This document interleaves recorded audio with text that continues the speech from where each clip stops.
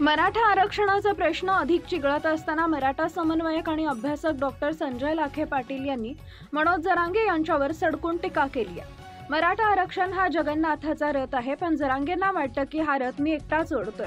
अशा शब्दात त्यांनी जरांगे यांच्या नेतृत्वावर प्रश्नचिन्ह उपस्थित केले।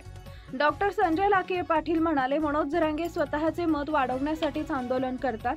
ते समस्त मराठा समाजाचे नव्हे तर कुणबी समाजाचं नेतृत्व करत आहेत।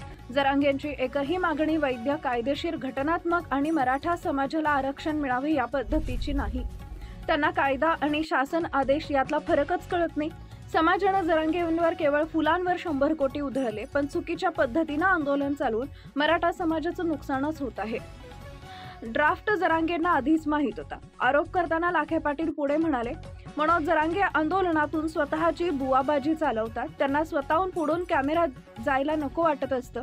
मराठा समाजातील घटनात्मक आवाज आणि अभ्यास असलेल्या लोकांना टार्गेट करण्याचं काम ते सूत्रबद्ध पद्धतीनं करतात। मुंबईतील आंदोलनादरम्यान शासनानं दिलेला ड्राफ्ट जरांगेंना आधीच माहित होता।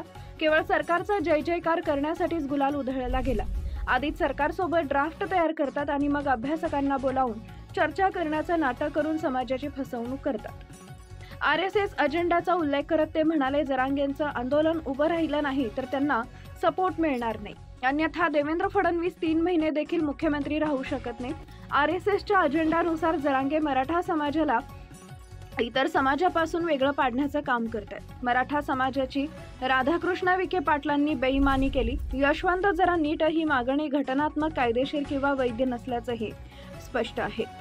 मनोज जरांगे यांच्या मुंबई आंदोलनानंतर सरकारनं दिलेल्या GR वरून मराठा समन्वयकांनी मनोज जरांगे यांना धारेवर धरलं।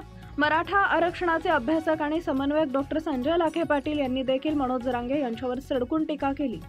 मनोज जरांगे हे आंदोलनाच्या माध्यमातून स्वतःची बुवाबाजी चालवत असून मुंबई आंदोलन दरम्यान मनोज जरांगे यांना शासनानं दिलेला ड्राफ्ट अगोदरच माहीत होता। केवळ सरकारचा जय जयकार करण्यासाठी त्यांनी गुलाल उधळला असल्याचा आरोप लाखे पाटील यांनी केलाय।